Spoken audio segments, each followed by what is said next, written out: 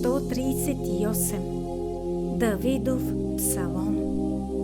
Ще те славя от все сърце, ще ти пея хваления пред боговете, ще ти се поклоня пред святия Твой храм и ще славя Твоето име за милостта Ти и за верността Ти, защото си извисил над всичко името си и Словото си.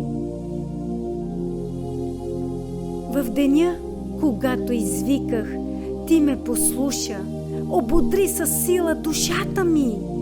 Ще те прославят, Господи, всички земни царе, когато чуят думите на Твоите уста. Да, ще възпяват пътищата Господни, че голяма е славата Господня.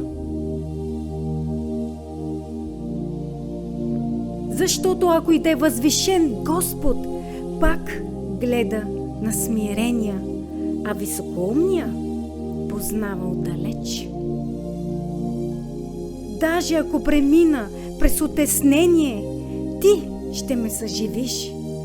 Ще простреш ръката си срещу гнева на неприятелите ми и десницата Ти ще ме избави. Господ ще извърши това, което е потребно за мене. Господи, понеже милостта Ти трае до века, не оставяй делата на своите ръце. Амин.